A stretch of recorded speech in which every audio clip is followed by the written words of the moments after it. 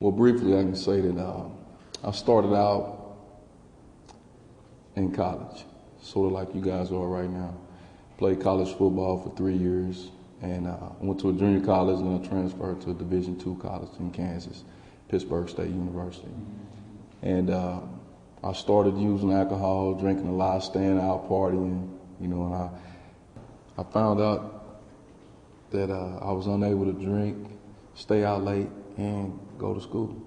I couldn't juggle both of those at the same time. So what I did was I took the easier route out, and I dropped out of college. By 1992, I was using between $600–700 worth of cocaine a day. Became a drug addict at a young age. 24 years old, I had a son. My son was born, and I thought that was going to be the change in my life. And it lasted for about 6 months, 7 months maybe, and I was right back off into my addiction. By August of 1996, I had committed several first-degree armed robberies, and I believed at that time that my reasons was to feed my drug habits, but I've learned since then that was not the case. It was because of my selfishness, and that's what landed me inside of prison. I'm sitting here with a 25-year sentence.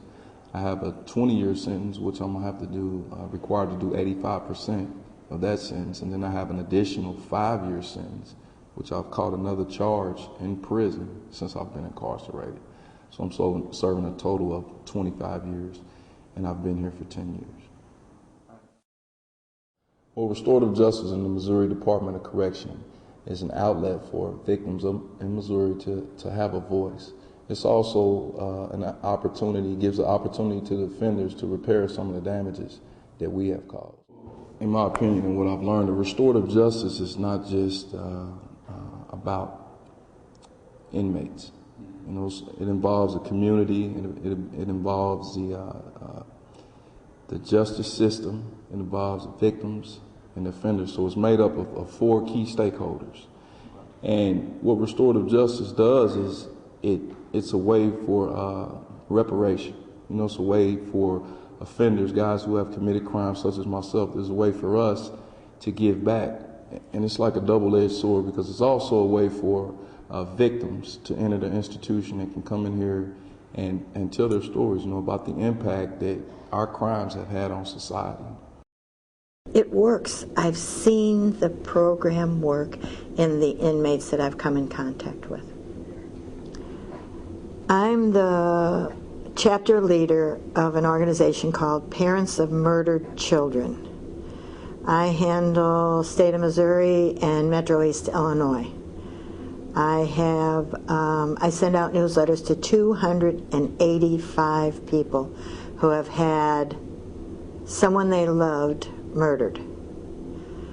I was asked by the Department of Probation and Parole if I knew anyone who would be interested in coming into the prison and speaking to the inmates. And right away I said, no. But I asked some of the people in my group, and they all said, yeah, we want to come. So we started 6 years ago. We started a prison in Potosi, Missouri, to come in and talk to the inmates. We came in an evening. We only talked for 2 hours. When we left, we said, we have to go back. There's too many questions. Also, we met with 2 lifers and 2 men on death row. How are they ever going to pass this along if they're never going to leave here? But we've changed our minds since then. We've learned a lot, and they've learned a lot. That's my goal, finally, that they will all take this with them. And hopefully someday, I'm sure I won't be here by then, but someday we can save one family from having to go through what I've gone through and many of the other people. Well, it's very difficult. I want to thank the superintendent here. He believes in this program.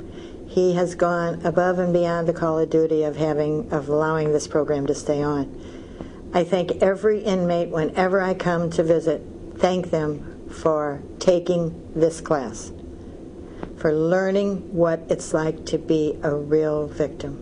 I've had men stand up in the class and say, you have done all this for us, what can we do for you? What you can do for me is pass this program along. If you never get out of here, then you pass it to the guy in the cell next to you, to the guy out on the yard. if you're going to get out, then you take it out there on the street with you, okay?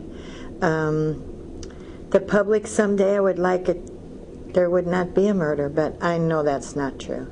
And for victims, I think they have to stand up and say, I'm a victim. You owe me something. That's what I'd like to see.